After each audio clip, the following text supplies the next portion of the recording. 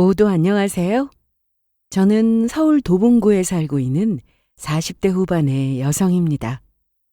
저에게는 제 인생에 잊을 수 없는 단 한 사람이 있습니다. 바로 저희 시어머니 말이에요. 시어머니는 치매로 고생하시다가 1년 전에 세상을 떠나셨는데 저에게는 늘 인자하게 잘해주시던 분이셨어요. 시어머니께서 치매로 많이 아프시긴 했지만 그럼에도 세상을 끝까지 멋지게 살다 가신 분이라 제가 감히 자부할 수 있습니다.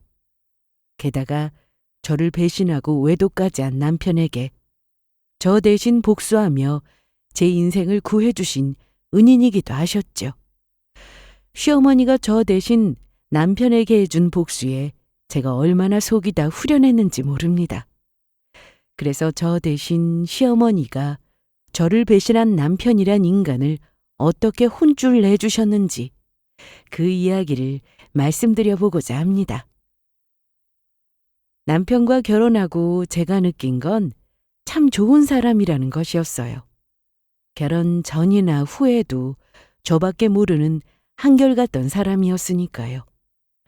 다만 저희 부부에게 문제가 생긴 건 결혼하고 3년이 지나도록 아이가 생기지 않는다는 것이었죠. 그래서 병원에 가서 검사를 해보니 남편에게 문제가 있어 아마도 저희 부부가 아이를 갖는 건 불가능할 거라고 하더라고요. 그래도 저희는 크게 신경 쓰지 않았습니다. 평생 아이 없이 살아야 한다는 것이 아쉽기는 했지만 남편과 저 서로를 아끼고 사랑하며 살았기에 한평생 의지하며 살아가면 된다고 여겼거든요.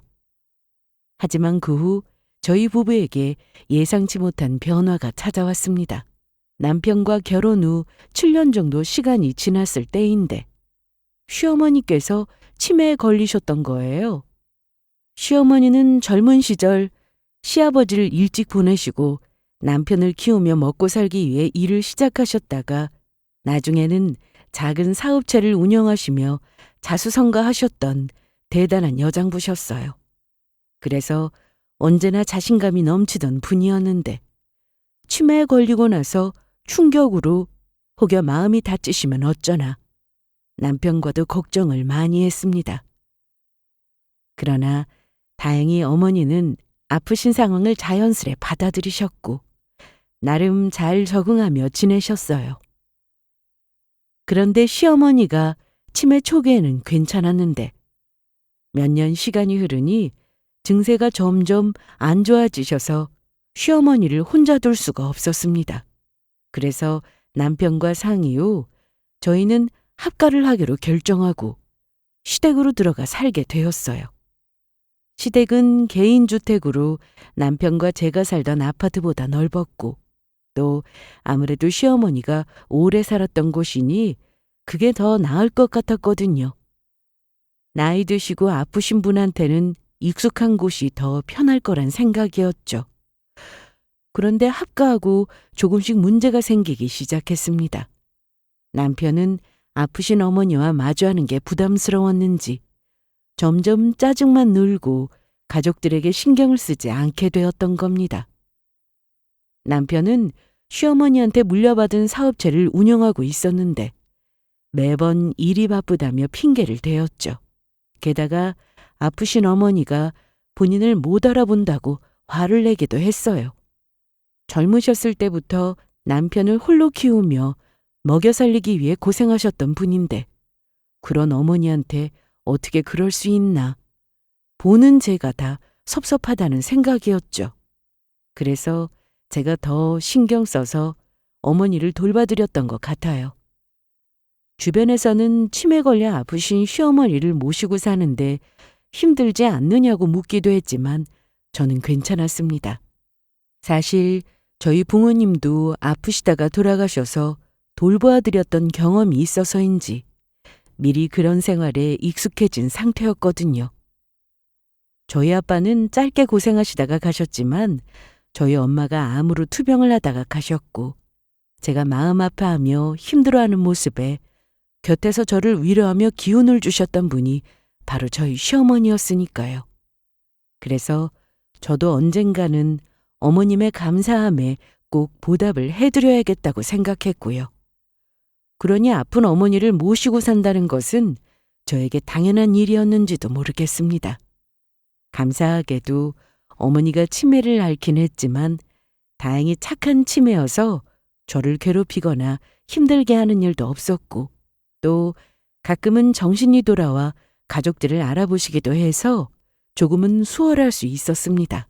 그리고 어머니가 점점 기억을 잃으셔서 그렇지 그전에는 정신이 더 또렷하셨었고요. 더욱이 어머니가 저를 많이 좋아하셔서인지 저를 알아보지는 못해도 제 말을 잘 따라주셨어요. 그런데 어느 날인가, 그날은 어머니가 유독 정신이 말짱하실 때가 있는데 저한테 중요하게 할 이야기가 있다면서 부르시는 거였어요. 그래서 저는 무슨 말씀인가 해서 어머니의 이야기를 듣게 되었는데, 어머니가 제 손을 꼭 잡으시더니 조심스레 말씀을 하셨던 겁니다. 재경아, 치매 걸린 네 시험이 간병하느라고 힘들지? 네가 고생이 많다. 어머니, 힘들긴요. 저는 괜찮아요. 어머니가 이렇게 제 곁에 건강하게 잘 있어주시는데 제가 힘들 게 뭐가 있어요?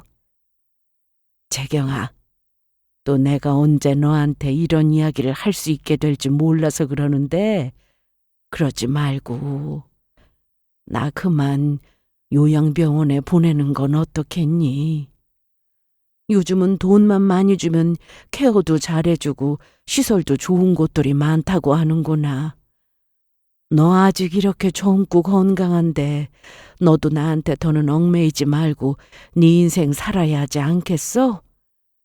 나 때문에 네 좋은 시절 다 보내게 생겼다. 괜히 나 때문에 네 아까운 시간 낭비하지 말고 나 요양병원에 보내고 앞으로 우리 아들이랑 너랑 두 사람이 편하게 살면 좋겠다. 내가 또 언제 제정신 돌아올 수 있을지 알 수도 없고 여러 번 고민하다가 이야기하는 거다. 어머니, 도대체 그게 무슨 말씀이세요? 저는 절대 그렇게 못해요. 아니, 안 해요. 어머니는 어떠실지 모르겠지만 저희 부모님 떠나시고 어머니를 제 부모님이라고 생각하며 살았어요. 그런데 제가 어떻게 어머니를 요양병원에 보내요? 저는 그냥 지금처럼 어머니가 아프지 않으시고 몸 건강하게 곁에 있으시는 것만으로도 만족한다고요. 그러니까 그런 아픈 말씀 마세요. 아유, 재경아, 울지 마라. 내가 잘못했어. 치매 환자 돌보는 게 쉬운 것도 아니고 나는 그냥 네가 많이 힘들 것 같아서 이야기한 거다. 내가 다시는 요양병원에 보내달라고 안 할 테니까 그만 울어라. 치매 걸린 시어미가 뭐가 좋다고 이래. 이렇게 마음이 약하고 착해서 이 험난한 세상을 어떻게 살아가려고. 나는 너한테 별로 해준 것도 없는데. 어머니가 해주신 게 없기는 왜 없어요? 저희 부모님 아프실 때 매번 찾아와 주시고 저 부모님 간병하는 거 힘들다고 저 좋아하는 반찬해서 오시고 저희 부모님 병원비까지 도와주셨잖아요. 어머니는 저한테 은인이시라고요. 그러니까 저 어머니 살아계실 동안 꼭 은혜 갚게 해주세요. 저 어머니 없이는 못 살아요. 고맙다, 재경아. 네가 내 자식이다. 내 자식이야.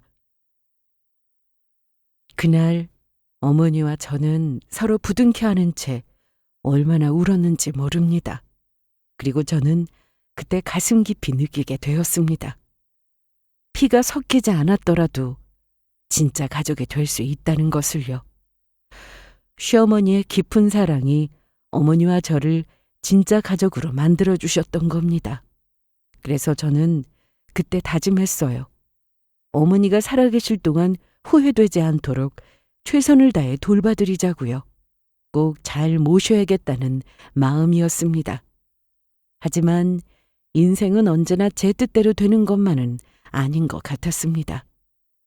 시댁과 합가해서 산 지 5년 정도 흐르던 시기였는데 제 인생에 다시 없을 충격적인 일이 일어나고 말았으니까요. 남편이 저를 배신하고 바람을 피웠던 거예요. 그것도 치매 걸린 자기 엄마를 돌보는 저를 두고요. 남편보다 15살이나 어린 여자애와 바람이 나서 정신이 나가 있더라고요. 남편이 바람 피운다는 사실을 제가 어떻게 눈치채게 되었냐면 남편이 일 때문에 바쁘다며 전화도 안 받고 일주일이 넘도록 집에 들어오지 않았던 거예요. 그래서 아무래도 분위기가 심상치가 않아서 남편이 한눈을 판 건 아닌지 의심을 하고 있던 차였습니다. 그런데 어느 날 남편이 집에 돌아와서는 본인 입으로 아주 충격적인 이야기를 저에게 했습니다. 저는 남편의 말에 순간 억장이 무너지는 것 같았죠. 내가 딱 중요한 부분만 이야기하고 갈게. 나 당신 말고 사랑하는 여자 생겼어. 그러니까 우리 그만 여기서 끝내자. 너 지금 뭐라고 그랬어? 사랑하는 여자가 생겼다니. 지금 일주일 넘도록 전화도 안 받고 집에 들어오더니 나 몰래 바람 피웠다고 이야기하는 거냐? 네가 지금 제정신이야? 지금 네 눈엔 아픈 어머니도 안 보이니? 어떻게 지금 상황에서 바람까지 피울 수 있어? 그리고 바람 피운 인간이 사랑은 무슨 사랑? 우리 사랑은 그런 게 아니야. 당신이 모르는 진실한 마음이 있다고. 매일 집에 들어오면 엄마는 사람도 못 알아보고 나한테 누구냐고 그러지. 나이 들어서 우중충해진 당신 얼굴 보면 그냥 짜증만 난다고. 게다가 우리 수진이랑 당신이랑 얼마나 수준 차이가 나는지 알아? 당신은 고졸이지만 우리 수진이는 나보다 15살이나 어린데다 4년제 대학 나와서 그런지 당신이랑 비교도 안 될 만큼 똑똑해서 내가 하는 말도 전부 알아듣고 마음이 통한다고. 날 정말로 멋진 남자처럼 보이게 만들어준단 말이야. 그래서 나 당신이랑 이혼하고 수진이랑 재혼해서 살려고. 수진이를 이 세상에서 가장 행복한 여자로 만들어주고 싶어. 멋진 남자 좋아하네. 야, 너는 멋진 사내가 가정 두고 바람 피우는 거 봤냐? 바람 피운 순간 넌 그냥 뭣도 아니고 쓰레기 되는 거야. 바람 피운 인간이 어디서 먼저 이혼을 하자마냐 하는 말이 나와? 막말로 너 나랑 이혼하면 어머니는 어떻게 하려고 그러냐?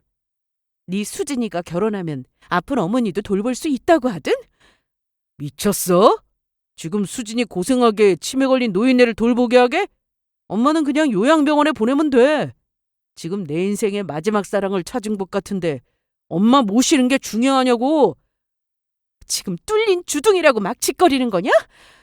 어머니가 너를 어떻게 키웠는데 그따위 소리를 해. 내 엄마 아니고 니놈 엄마라고. 막말로 어머니 요양병원 보냈다가 상태 안 좋아지셔서 잘못되면 어떻게 할 건데? 그거야 엄마가 알아서 할 일 아니야? 엄마 모실 요양병원 제일 싼 곳으로 이미 알아봤고 조만간 보낼 예정이야.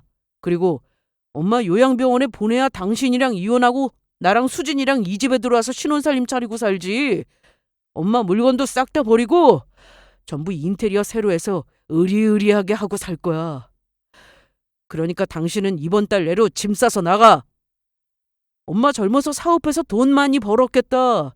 난 앞으로 엄마 모은 돈으로 수진이랑 이 집에서 새 인생 떵떵거리고 살 예정이니까. 어차피 엄마 돌아가시면 엄마 재산도 엄마 집도 다 내 거가 될 텐데 미리 쓴다고 문제될 것도 없잖아? 남편의 말에 저는 더는 참을 수가 없었습니다. 지금 어린 상간녀와 살겠다고 자신을 낳아준 어머니를 요양병원으로 내쫓고 재산을 뺏어서 어머니 집에서 살겠다니 정말 기가 막힌 이야기였으니까요. 남편 하나 키우겠다고 젊어서부터 고생하신 시어머니의 마음을 안다면 남편은 절대 이래서는 안 되었습니다. 그때 마음 같아서는 저를 배신한 남편과 이혼을 하고 재산 분할이랑 위자료를 받고 갈라서고 싶었습니다. 그런데 남편에게 절대로 그렇게 해주면 안 되겠더라고요.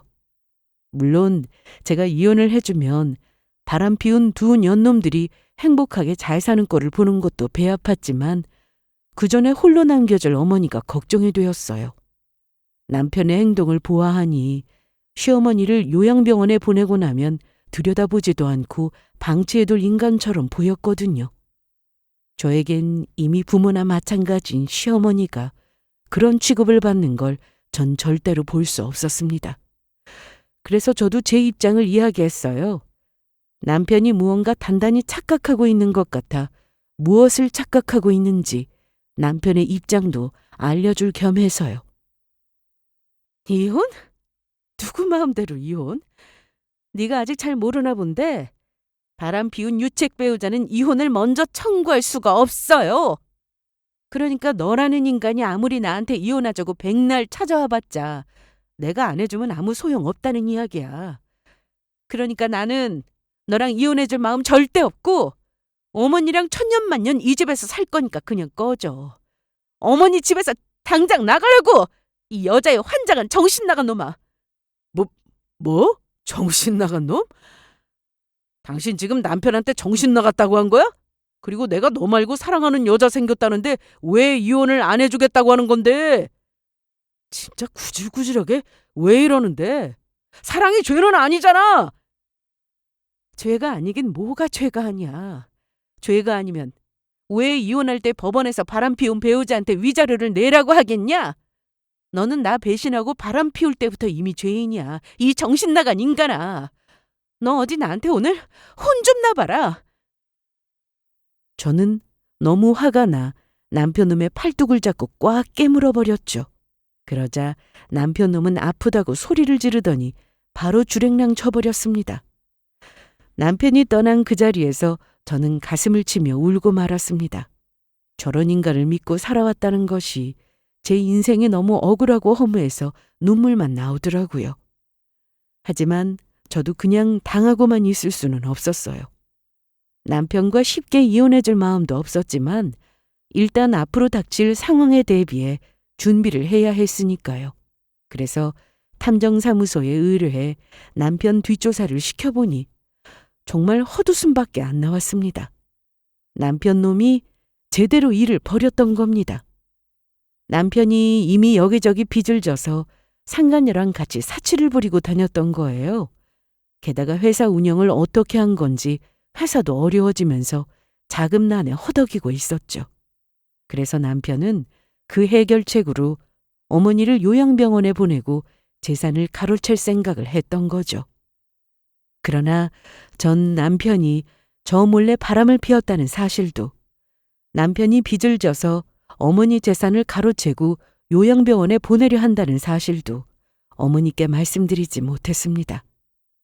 하나밖에 없는 자식이 어머니를 배신하려고 했다는 사실을 알게 되면 그 충격이 얼마나 클지 조심스러웠던 거예요. 게다가 남편의 일에 대한 충격에 치매 증상이 더 악화할 수도 있는 거였으니까요. 그래서 저는 나 하나만 고통받으면 될 거라고 생각했었죠. 하지만 남편의 악행은 거기서 끝이 아니었습니다. 제가 이혼을 안 해주자 사람으로 해서는 안 될 짓까지 저한테 저질러 버렸으니까요. 글쎄 이 인간이 상간녀랑 같이 집까지 쳐들어왔던 겁니다. 당장 이혼을 해달라고 저를 협박하기 위해서 말이에요. 남편과 상간녀는 집에 들어오자마자 아주 당당하게 거실 소파에 앉았어요. 아줌마, 안녕하세요. 저 태웅 오빠 만나고 있는 수진이라고 해요. 오빠 부인은 어떻게 생겼는지 궁금했는데 진짜 못생겼다. 너야말로 거울이나 보고 그런 말을 해.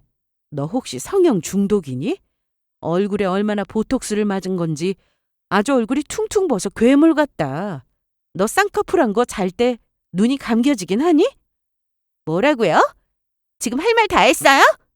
저 잘 때 눈 안 감기는 건 어떻게 한 거예요? 혹시 오빠가 말했어? 아니 내가 그런 말을 왜 해? 수진이 너 나한테는 자연 미인이라고 하더니 얼굴에 보톡스 맞고 쌍꺼풀까지 한 거야? 아니야. 나 자연 미인 맞아. 저 아줌마가 괜히 우리 사이 갈라놓으려고 지금 헛소리 하는 거야. 수진아, 나는 네가 성형했다고 해도 괜찮아. 네가 어떤 모습이든 사랑하니까 너 나한테 하나밖에 없는 내 사랑하는 여자야. 오빠, 그게 정말이야? 진짜 우리 오빠 최고다. 최고는 무슨 최고. 바람 피운 것들이 집까지 쳐들어와서 깽판이나 부리고 진짜 니들은 최고가 아니라 최악이다, 최악. 닥치지 못하겠어, 당신? 아무튼 당신 우리가 지금 얼마나 서로 사랑하는지 봤지? 그러니까 더 늦기 전에 빨리 이혼이나 해주라고. 내가 엄마 곧 요양병원에 보낼 거라고 했던 거 기억하지? 그 말 거짓말 아니니까 잘 기억해두고.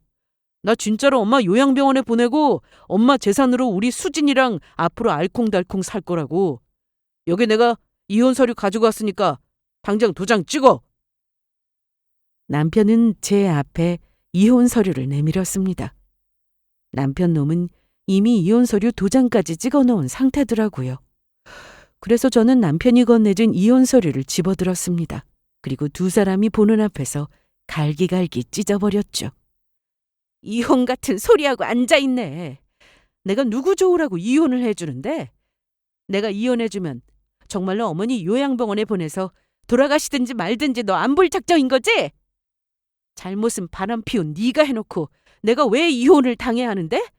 나는 목에 칼이 들어와도 이혼 못 해주니까 이딴 거 바라지도 마.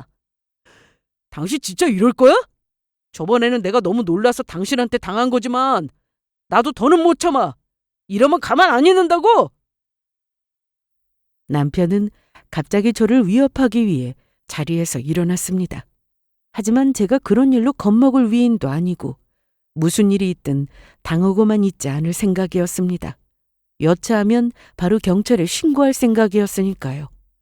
그런데 그때 어머니가 주무시고 계신 안방문이 열린 것이었습니다.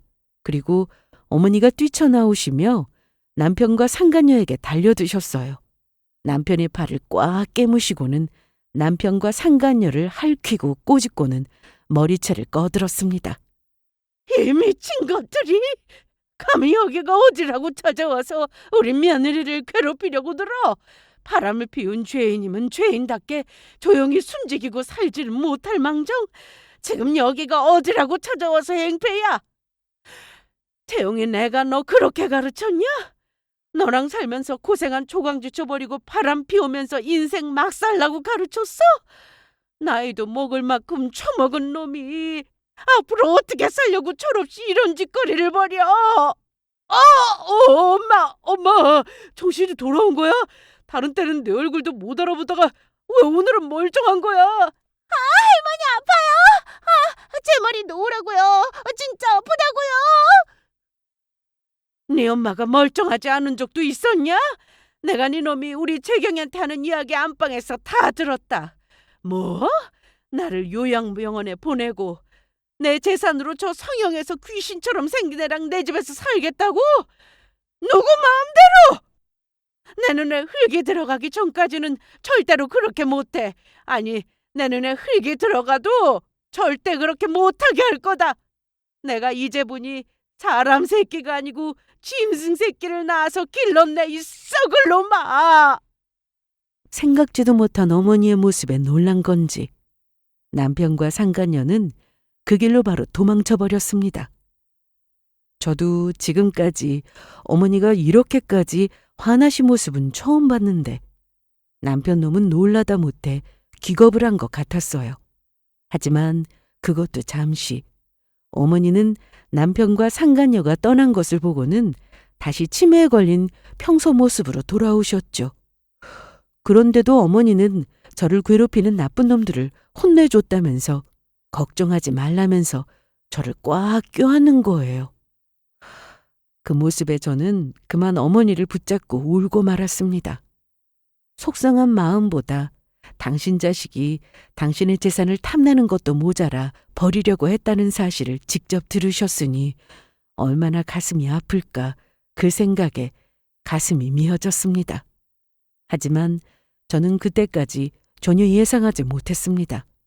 어머니가 어떤 생각을 가지고 계신 줄이요. 제가 그날은 요양보호사님께 어머니를 맡기고 모처럼 외출을 하는 날이었거든요. 저도 어머니를 간병하며 조금은 체력을 회복하기 위해 쉴 시간이 필요하니 일주일에 몇 시간씩은 요양보호사님이 오셔서 저희 어머니를 곁에서 돌봐주셨습니다. 그럴 때는 밖에 가서 그동안 보지 못했던 중요한 볼일도 보고 병원도 다니고 했습니다. 아프신 어머니를 모시다 보니 저도 덩달아 여기저기 아프기 시작해서 어깨며 허리며 자꾸 문제가 생겼던 거예요. 그래서 저는 병원에 들러서 빨리 진료를 보고 돌아가려고 했죠. 그런데 그때 핸드폰으로 문자 하나가 왔던 거예요. 저는 문자를 확인하자마자 숨 쉬는 것도 잊을 만큼 깜짝 놀라고 말았습니다. 제 통장으로 어머니께서 평생 놀고 먹어도 될 만큼의 큰 돈을 보내왔던 겁니다. 그래서 저는 너무 놀라서 바로 집으로 달려갔습니다. 그러자 어머니께서 언제 부르신 건지 어떤 남자분이 같이 계셨는데 어머니가 선임한 변호사분이라고 하셨던 겁니다. 게다가 어머니 정신도 말짱해 보이셨죠. 그래서 저는 너무 놀라서 어머니께 물었어요. 어머니, 제 통장에 돈은 뭐예요? 갑자기 그 많은 돈을 왜 저한테 보내셨는데요? 왜 보내긴 너 쓰라고 보냈지. 어머니 도대체 그게 무슨 말씀이세요? 이 많은 돈을 저 쓰라고 보냈다니요. 그러면 자식 같은 내 하나뿐인 며느리가 정신 나간 아들놈한테 아무 잘못도 없이 억지로 이혼당하게 생겼는데 내가 그걸 어떻게 가만히 지켜볼 수 있겠니? 네가 혼자가 돼도 안전할 수 있게 뭐라도 해야 하지 않겠어? 그래서 내 재산 너한테 물려주려고 한다. 지금 기분에 그런 것도 아니고 태영이 그놈 밖으로 겉돌 때부터 너 몰래 변호사님이랑 연락해서 여러 번 의논해서 준비해서 결정한 거니까 너무 걱정하지 말고. 재경아, 이만하면 나 떠나고도 우리 태영이한테 의지하지 않고 혼자 잘 살 수 있겠지? 어머니, 그게 도대체 무슨 말씀인지 저는 하나도 못 알아듣겠어요. 재경아, 내가 이 나이 들어서야 비로소 깨달은 게 있는데 자식이란 게 내가 낳았다고 다 자식이 아니더라. 내 배 아파 낳은 자식은 정작 지 부모 아프다고 요양병원 보내버리고 재산 가로채서 지 혼자 잘 먹고 잘 살 생각하는데 내 배 아파 낳지 않은 며느리가 자식보다도 날 더 생각하고 이렇게 아픈 나를 버릴 생각도 안 하고 곁에서 돌봐주고 있구나. 그러니까 재경아, 너한테 나 요양병원 보내달라는 소리 더는 안 할 테니까 내가 죽게 되면 너 우리 아들이랑 이혼하고 내가 준 재산으로 남은 인생 너 하고 싶은 거 하면서 자유롭고 행복하게 살아라. 그리고 만에 하나 태영이 그놈이 나 억지로 요양병원에 보내게 돼도 너무 속상해하지 말고 나는 그냥 내 새끼 내가 그렇게 키워서 벌 받는다 생각하면 돼. 그리고 어차피 너도 봐서 잘 알겠지만 내가 정신도 온전치 않고 오락가락해서 어디에 있든 똑같을 거다. 그러니 만약 아들놈이나 요양병원에 보내게 돼서 가게 돼도 재경이 너는 속상해하지 않는 거다. 그동안 나 돌보느라 고생 많았다. 어머니, 저는 그렇게 어머니 못 보내요. 어머니가 절 자식으로 생각하듯 어머니는 저한테 친엄마나 마찬가지라고요. 그러니까 제가 끝까지 곁에서 어머니 지킬 거예요. 절대로 어머니 요양병원 가게 못 둬요. 그러니까 어머니 포기하시면 안 돼요. 저만 믿고 계세요. 어머니, 제가 남편이랑 잘 살았으면 좋았는데 이렇게 못난 모습 보여드려서 너무 죄송하고 또 고맙습니다. 네가 죄송할 게 뭐 있어. 나야말로 미안하다.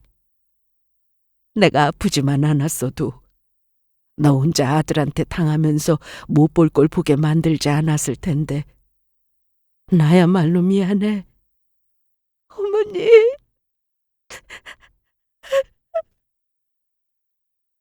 어머니는 울고 있던 제 등을 토닥여 주셨습니다. 그리곤 저에게 서류봉투 하나를 주시더라고요. 그래서 제가 어리둥절한 표정으로 물었어요. 어머니, 이건 뭐예요? 내가 정신이 오락가락하기도 하고 그놈 하는 짓 보면 내가 죽을 때도 찾아오지 않을 것 같아서 혹시나 해서 미리 변호사님이랑 의논해서 준비해놨다. 그러니까 만약에 정말로 태영이가 내가 숨을 꼴딱꼴딱 넘어가는데 나타나지 않으면 내 장례식에 아들이 오면 전해주거라. 아들놈이 내 장례식장에도 찾아오지 않으면 재경에 네가 직접 만나서 전해주고 그놈 상간녀 있는 데서 같이 전해줘야 한다. 내가 아들놈에게 남기는 유일한 유산이니까 잘 받으라고 해주고 그거나 먹고 떨어지라고 말이다. 내가 했던 말 반드시 잘 전해야 한다. 네, 어머니. 그럴게요. 그 후 저는 남편이 함부로 집에 들어오지 못하도록 집 비밀번호를 바꿨습니다. 그런데 그때는 전혀 알지 못했습니다. 갑자기 어머니께서 저한테 왜 남편 유서를 남기셨는지 말이에요. 시어머니께서 아직 살 날이 많이 남으셨을 거란 생각에 왜 당신 임종 이야기까지 꺼내셨나 했던 거죠. 저는 어머니의 임종에 대해서 깊이 생각하지 못했던 거예요. 그보다는 남편이 정말로 시어머니를 요양병원에 보낼까봐 그 걱정이 앞서 있었거든요. 그래서 저는 와 계신 변호사님께 물어서 남편이 어머니를 요양병원에 보내지 못하게 하는 방법에 대해 의논을 하게 되었습니다. 그때 저에게는 시어머니를 지키는 것이 무엇보다 중요했으니까요. 그리고 다음 날 저는 일찍 일어나 어머니가 좋아하시는 북엇국을 끓이고 어머니를 깨우려 방으로 들어갔습니다. 어머니, 일어나셔서 아침 식사하세요. 오늘 어머니가 좋아하시는 북엇국 끓였어요. 우리 어머니가 오늘은 늦잠을 오래 주무시네. 어머니, 어서 일어나 보세요. 그런데 낌새가 이상했어요. 아무리 불러도 어머니가 일어나시지 않는 거였어요. 뭔가 이상해 저는 어머니 곁으로 가 어머니를 붙잡고 깨웠는데 아무 미동이 없으셨습니다. 그래서 저는 놀라서 다급히 구급차를 불러 어머니를 병원에 모시게 되었죠. 그리고 병원에서 하는 이야기에는 저는 기절하는 줄 알았습니다. 어머니가 급성 뇌경색이 왔다는 것입니다. 그리고 병원에서 최선을 다하겠지만 어머니의 상태로 봐서 아무래도 오늘 내일이 고비 같다면서 어쩌면 보내드릴 준비를 해야 될지도 모르겠다는 거였습니다. 평소에 고혈압이 있으셔서 약을 드시고 계셨는데 아무래도 고혈압이 문제가 된 것 같았습니다. 그래서 저는 다급히 남편에게 전화를 걸었습니다.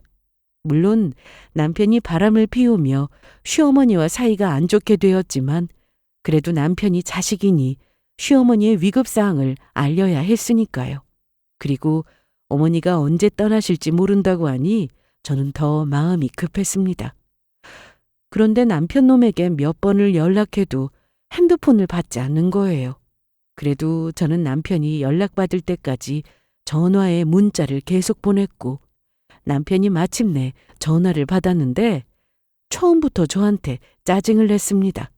아이, 바쁜데 왜 자꾸 연락이야? 지금 바쁜 게 문제야? 지금 어머니 병원에 실려오셔서 급성 뇌경색이라 위험하시다고. 오늘 내일이 고비라고 하는데 언제 떠나실지 모른단 말이야. 그러니까 어머니 어떻게 되시기 전에 와서 어머니 얼굴이라도 봐야 할 거 아니야.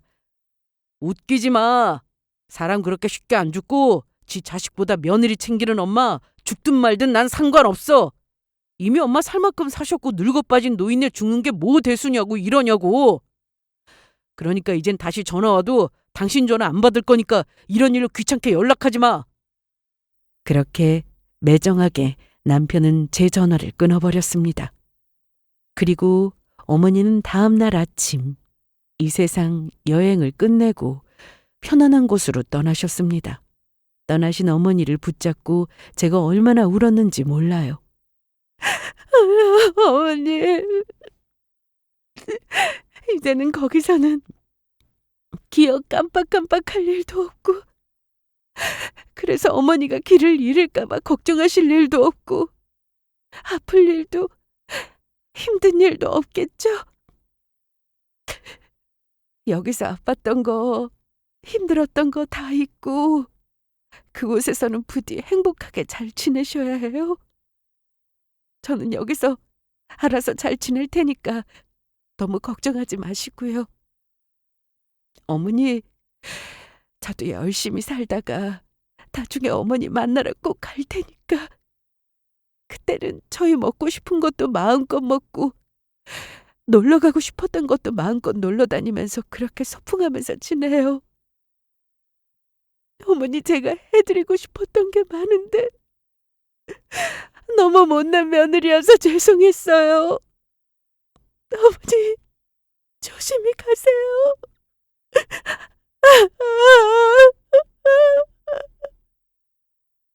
저는 그렇게 떠나신 어머니를 꼭 붙들고 울고 또 울었습니다. 이 세상에 남은 저의 마지막 가족이자 버팀목이었던 어머니가 그렇게 제 곁을 떠나게 되신 것이었죠. 그리고 그제야 어렴풋이 느낄 수 있었습니다. 어머니는 어쩌면 당신이 떠나게 되실 걸 느끼시고 미리 모든 일을 정리해 놓았을지도 모르겠다는 생각 말이에요. 그리고 저는 어머니의 장례식을 치르게 되었습니다. 그런데 어머니가 위독할 때만 해도 코빼기도 안 비추던 남편이라는 인간이 어머니가 돌아가셨다는 소식에 장례식장으로 불이 나게 달려왔던 겁니다. 그것도 자기 상간녀까지 대동하고서요. 그런데 진짜 기가 막힐 노릇이 자기 낳아준 엄마가 돌아가셨는데도 남편 놈은 어머니를 먼저 찾는 것이 아니라 어머니가 남기신 재산부터 내놓으라고 난리를 친 것이었죠. 엄마 돌아가셨다고 해서 집에 갔더니 집 비밀번호도 바꾸고 내가 집에 들어가느라고 얼마나 고생했는 줄 알아? 그런데 엄마 통장이랑 집 등기부 등본이랑 전부 사라졌더라? 당신이 엄마 통장 빼돌렸어? 네가 엄마 재산 전부 가로챘냐고! 엄마 죽으면 전부 그거 내 재산인데 어디로 간 거야? 진짜로 아줌마가 우리 오빠 재산 빼돌렸어요? 좋은 말 할 때 얼른 내놓으시죠. 할머니 재산 전부 우리 오빠 거란 말이에요. 진짜 지랄들 하고 있네. 누가 그래? 어머니 재산 당신 거라고. 너 어머니 살아계실 때부터 어머니 재산 노리면서 어머니 요양병원에 보내고 어머니 재산 가로챌 생각만 했었지? 그런데 이걸 어쩌나? 어머니께서 돌아가시면서 집이랑 어머니 전 재산 전부 나한테 상속해 주셨는데? 너 그게 무슨 소리야? 우리 엄마가 미쳤어? 왜 멀쩡한 당신 아들 두고 당신한테 재산을 줘? 오라, 이제 보니까 치매 걸린 우리 엄마 꼬셔서 당신이 엄마 재산 뺏은 거지? 너 그래서 지금까지 우리 엄마 옆에서 모시면서 돌봐드렸던 거냐? 하긴 내가 치매 걸린 노인네가 뭐가 좋다고 옆에서 간병할 때부터 알아봤다. 모는 애는 뭐밖에 안 보인다고 하더니 아니 어머니 심사숙고하셔서 나한테 전부 재산 물려주셨던 거고 정신 또렷하실 때 전부 결정한 일이야. 못 믿겠으면 내가 그 증거를 보여주마. 저는 남편과 상간녀에게 시어머니가 저에게 전 재산과 집을 증여한다는 내용이 담긴 영상을 보여줬습니다. 영상에는 시어머니가 제법 건강하실 때 남기신 것으로 누가 봐도 어머니가 제대로 판단할 수 있는 이성적인 상태에서 저에게 재산을 남기겠다고 말씀하신 걸 알 수 있었습니다. 날짜며 본인 성함에 주민번호며 주소며 전부 또렷이 말씀하셨으니까요. 하지만 어머니의 유언장을 보고도 남편 놈은 물러서지 않았습니다. 더욱 발악을 했죠. 웃기지 마. 고작 동영상 찍은 거 가지고 지금 엄마 재산이 정말로 당신 거라고 생각하는 거야? 아무리 고절에 못 빼어먹어도 그렇지. 어떻게 이런 영상으로 어머니 재산이 당신 거가 될 수 있다고 생각해? 치매 걸린 노인네 말이 법적으로 무슨 효력이 있는데 이런 거 아무 소용없다고? 과연 그럴까? 지금 못 빼어먹어서 막 나오는 게 누군데 그래? 당신이야말로 아직 뭘 모르나 본데. 어머니가 남기신 영상 이미 유언장으로 충분히 효력이 있고 어머니 이미 돌아가시기 전에 어머니 전 재산 나한테 남기시겠다고 변호사님 선임해서 법적으로 다 알아보고 정리하고 가신 거야. 내 말 정 못 믿겠으면 이미 변호사님 와 있으니까 직접 물어보던지. 제 말에 어머니 장례식장에 와 계시던 변호사님이 제 곁으로 오셨습니다. 그리고 변호사님은 본인 명함을 건네며 인사를 하셨죠. 그러자 남편이 바로 변호사님에게 물었어요. 당신이 우리 엄마 변호사야? 마침 잘 왔어. 우리 엄마가 치매에 걸렸는데 그만 이 여자 꼬드김에 넘어가서 실수로 재산을 전부 집사람한테 줬지 뭐야. 그거 전부 돌려받을 수 있는 거지? 막말로 치매 걸려서 제정신도 아닌데 노인네 말이 법적으로 무슨 효력이 있겠어. 안 그래? 아니요. 돌려받지 못합니다. 뭐라고? 지금 당신 뭐라고 했어? 집사람이 가지고 간 내 재산 돌려달라는 건데 왜 못 받는다는 거야? 그러고도 당신이 변호사 맞아? 제가 변호사니까 아드님이 못 받는다고 하는 겁니다. 그리고 누가 그런 이야기를 하던가요? 치매 걸려서 하는 말이 법적으로 효력이 없다고 말이에요. 어머니께서 돌아가시면서 며느리인 이재경 씨한테 재산을 증여하신 것에는 아무 문제가 없습니다. 이미 세금이며 나머지 법적인 절차도 잘 정리하신 상태고요. 아드님께서 뭘 몰라서 그러시는 것 같은데 이미 법원 판례에도 나와 있듯이 치매에 걸리셨어도 인지 능력이 충분히 있으신 상태에서의 유언은 법적인 효력을 가지게 됩니다. 그리고 어머니께서는 영상으로 뿐만이 아니라 서류로도 확실하게 유언장을 남기신 상태고요. 정 못 믿겠으면 다른 변호사 찾아가서 알아보셔도 됩니다. 아니야. 그럴 리가 없어. 어떻게 엄마가 나한테 이래? 내가 엄마 자식인데 어떻게 엄마 재산이 전부 집사람한테 갈 수 있냐고요? 사실 어머니는 이렇게 될 걸 미리 알고 오래전부터 저에게 재산을 제대로 상속해 주시기 위해 저 몰래 변호사님께 수시로 연락하며 의논을 하시곤 나중엔 따로 불러 모든 걸 정리하셨던 거예요. 그래도 초반에 어머니랑 합가해서 같이 살 때는 어머니께서 정신이 또렷할 때가 많았으니까요. 그리고 제가 요양보호사님께 어머니를 부탁드리고 외출했을 때 저 모르게 변호사님이 자주 어머니를 찾아뵈었더라고요.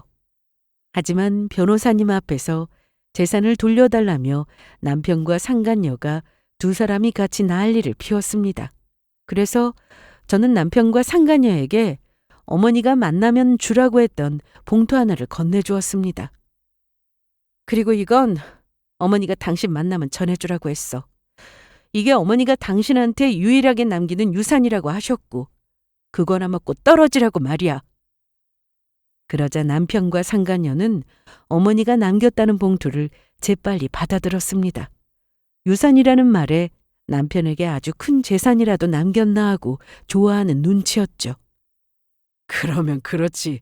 내가 엄마 자식인데 나한테 이런 한 푼 안 남기고 떠나셨겠어? 이거 엄마가 나한테 한몫 크게 떼어준 거 맞지? 오빠, 빨리 봉투 열어봐. 할머니가 오빠한테 얼마 남기셨나 보자. 우리 이제 부자 되는 거 맞지? 그런데 시어머니가 남편에게 건네준 봉투를 열어본 순간 남편과 상간녀 얼굴이 흑빛으로 바뀌더니 남편 놈이 개거품을 물며 말했습니다. 뭐야 이거? 지금 이거 엄마 재산 전부 당신한테 물려줄 생각이니까 엄마가 나한테 빌려줬던 돈에서 내 유류분 빼고 당신한테 전부 돌려주라니. 그러면 지금 엄마 말은 내가 엄마한테 빌려갔던 돈에서 내가 유산으로 받을 목 빼고 전부 당신한테 뱉어내라는 거야? 오빠, 이거 거짓말이지? 지금 우리 수중에 돈이 어디 있어? 오빠 지금 회사도 어렵고 가지고 있던 돈들도 전부 탕진해서 일원 한 푼 없잖아. 그러면 지금 오빠 알고 지라는 소리야? 거기 유언장에 나와 있듯이 어머님께서 아드님이신 박태웅 씨가 회사가 어렵다고 하면서 빌려드린 돈에서 유류분 빼고 전부 며느리인 이재경 씨에게 갚으라는 내용입니다. 아드님께서 어머니께 돈 빌리면서 차용증까지 쓰시면서 공중받았었죠? 그러니까 어머니한테 빌린 돈 제대로 이재경 씨한테 갚으셔야 할 겁니다.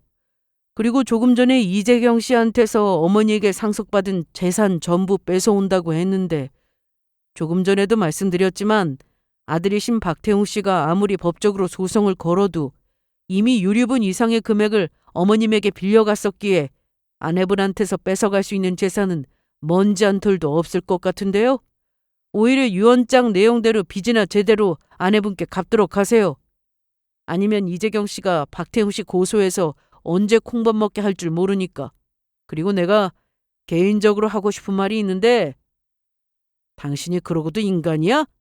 당신 뒷바라지하면서 고생한 아내는 치매 걸린 시어머니까지 모시면서 고생했는데 어떻게 다른 여자랑 외도까지 해놓고 뻔뻔하게 어머니 재산까지 노리면서 요양병원에 보낼 생각을 해? 당신 지금 하는 짓 전부 천벌받은 거라고? 아니야, 그럴 리가 없어. 내가 알거지라니 지금 엄마 재산 내 마음대로 쓸 수 있다는 생각에 빚도 여기저기 치면서 사치 부리면서 돈도 물 쓰듯이 펑펑 썼는데 지금 그걸 나 혼자 어떻게 갚으라고. 이러다가 내 인생 쪽박나게 생겼다고. 자신이 가진 돈 하나 없는 빚쟁이가 된 사실을 알자 남편 놈이 갑자기 저를 붙잡고 애걸하기 시작했어요. 여보, 나 버리지 마. 여기서 당신이 나 버리면 진짜로 내 인생 끝이라고. 그러니까 내가 당신한테 이혼하자고 했던 말은 전부 취소니까 우리 앞으로도 행복하게 평생 같이 살자. 우리 다시 시작해. 그러면 나 엄마한테 빚져서 당신한테 갚아야 하는 돈 안 갚아도 되는 거지? 그리고 당신이 내 빚 좀 갚아주면 안 돼? 당신 우리 엄마한테 재산 물려받아서 돈 많잖아. 그러니까 나 좀 살려줘. 나 이러다가 앞으로 어떻게 될지 모른다고. 내가 미쳤냐? 아픈 지 엄마 버리고 바람까지 피운 너 같은 놈이랑 같이 살게. 나는 너랑 이혼하고 혼자 자유롭고 행복하게 내 인생 누리면서 살 테니까 너는 앞으로 네가 지금까지 무슨 잘못을 저질렀던 건지 스스로 뉘우치면서 고생하면서 살아봐. 지금 너 벌 받는 거 전부 네 부모 버린 죗값이다, 이 나쁜 놈아. 괜히 아픈 엄마 나 몰라라고 바람 피우다가 내 인생 끝장나게 생겼네. 오빠, 지금 이게 다 무슨 이야기야? 나한테 오빠 엄마가 그렇게 부자라고 자랑하더니 지금 오빠가 받을 상속 유산이 하나도 없다는 거야? 그러면 지금 능력도 안 되는 늙은 아저씨 주제 젊은 나 갖고 놀면서 꼬신 거였냐고, 이 추잡한 자식. 추잡한 자식이라니. 지금 내가 누구 때문에 빚까지 지면서 망하게 생긴 건데 내가 빌린 돈 절반 인상은 전부 네가 쓴 거라고. 그러니까 내 빚 절반은 네가 갚아. 전부 네가 갚으라고. 미쳤어? 내가 왜 오빠가 빚진 돈을 갚아? 전부 됐고 난 돈 없고 늙은 배불뚝의 아저씨는 필요 없으니까 우리 여기서 끝내. 괜히 아까운데 시간만 낭비했잖아. 뭐라고? 이게... 남편과 상간녀는 갑자기 서로를 붙잡고 물고 늘어지며 어머니 장례식장에서 싸우기 시작했습니다. 아주 개판이 따로 없었죠. 그래서 저는 사람을 불러 두 사람을 쫓아냈어요. 더는 어머니의 장례식장을 더럽힐 수 없었으니까요. 이후 전 탐정사무소에 의뢰해 그동안 차곡차곡 모아놨던 남편이 바람 피웠던 증거를 가지고 이혼 소송을 진행했고 남편과 영원히 남남이 되었죠. 남편이 빚이 많아서 재산 분할 받은 것은 없었지만 시어머니께서 저에게 남긴 재산이 있으니 상관없었습니다. 하지만 남편과 상간녀에게 위자료는 전부 받아냈어요. 치매까지 걸린 시어머니를 모시는 저를 두고 바람을 피운 남편을 보며 재판장님이 많이 괘씸하게 생각하시는 것 같았습니다. 물론 남편에게 시어머니가 빌려줬던 돈도 전부 토해내게 만들었고요. 이후 남편은 회사가 완전히 망하게 되었고 그러자 상간녀도 남편 곁을 떠났습니다. 그리고 남편은 빚쟁이들한테 빌린 돈을 갚기 위해 고시원 생활을 하면서 밤낮 없이 일을 하는 것 같았습니다. 지인의 말로는 본인의 지난 날을 뼈저리게 후회하면서 이제야 어머니 생각을 하며 많이 울고 있다고 합니다. 여자 때문에 자기 부모도 버리고 저까지 버리려고 하더니 하늘에서 천벌을 내린 것이죠.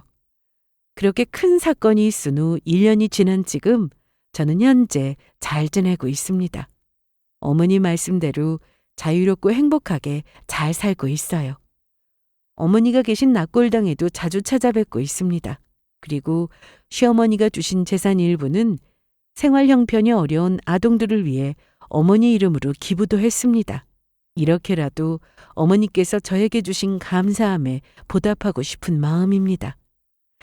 다들 소중한 인생 꼭 의미 있고 행복하게 살아가시길 바랍니다. 모두 감사합니다.